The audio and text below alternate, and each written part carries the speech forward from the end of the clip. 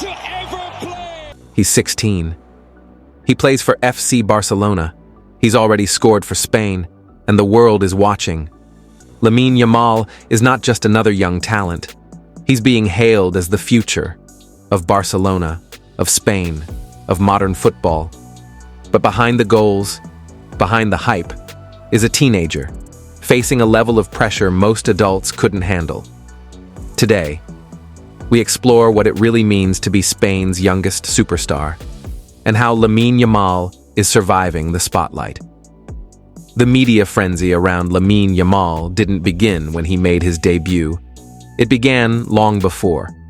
Clips of him dominating academy games at 13 were already going viral.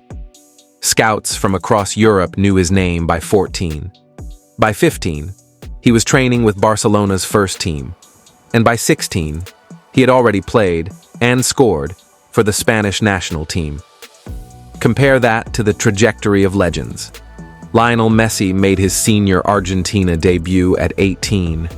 Iniesta was 18 when he started at Barca.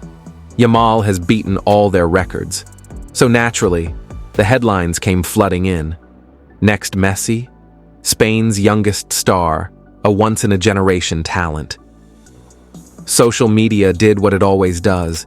It turned Lamine into a sensation. Not a player, not a person, a brand.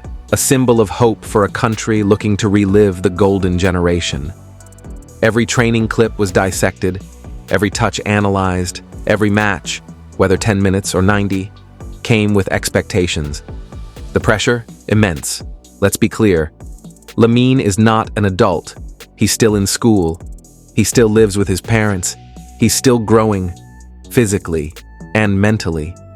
And yet, he's expected to perform against world-class defenders, to carry the creative burden for Barcelona, to change games for Spain, to be clutch on the biggest stages.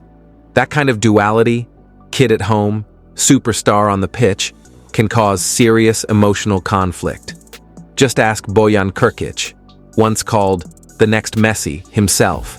In a later interview, Bojan said, "At 17, I was already on the cover of every newspaper. I couldn't breathe. I had anxiety attacks. But nobody saw that." Lamine is facing the same spotlight, perhaps even brighter, in the age of TikTok, memes, and 24/7 football content. Every missed pass becomes a topic. Every quiet game becomes a debate. And still, he shows up, calm, focused, grounded. How? His coaches say he has a mental strength well beyond his years. Xavi described him as mature, intelligent, and humble. But even the strongest minds can crack. And at 16, your brain is still learning to process pressure, let alone a nation's hopes. No young talent makes it alone. And in Lamine's case, his family and mentors are playing a massive role. His father, Munir Nasraoui, has been extremely involved, not just supporting, but actively protecting his son from the media circus. The family reportedly has a tight grip on interviews, social appearances, even agent access. They're building a bubble around him to give him space to just be a kid. Inside La Masia, his coaches have emphasized psychological stability just as much as technical training. They've brought in sports psychologists, limited media exposure, and created custom routines to ease the transition to the senior team. Spain's national team staff has followed suit. When Luis de la Fuente called Yamal up to the senior squad, they made sure he wasn't isolated. He was constantly surrounded by veterans, players like Morata, Rodri, Carvajal, who acted more like older brothers than teammates. These kinds of environments are crucial. Talent without protection often leads to burnout. Just ask Freddie Adu, Martin Odegaard in his early years, or even Jadon Sancho. History is filled with Wonderkids who didn't make it, not because they lacked talent, but because the pressure crushed them. Bojan Krkić, bursting onto the scene at 17, scored goals for Barcelona, but anxiety and depression forced him out of the spotlight. Giovanni dos Santos, another Barca prodigy, skills for days, But the mental side didn't keep up with expectations. Ansu Fati, perhaps the most relevant. Crowned as Messi's successor at 17, injuries, pressure, and inconsistent form derailed what looked like a destined rise. Why bring these names up? Because the pattern is real.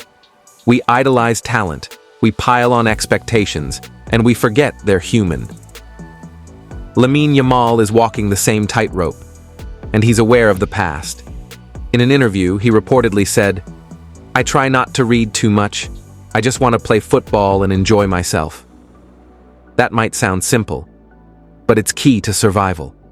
The players who've thrived, Messi, Bellingham, Pedri, all had one thing in common. They kept the noise out. Their teams created environments where they could grow slowly, not burn brightly and fade. What makes Lamine truly special isn't just his dribbling or vision, it's his consistency under pressure.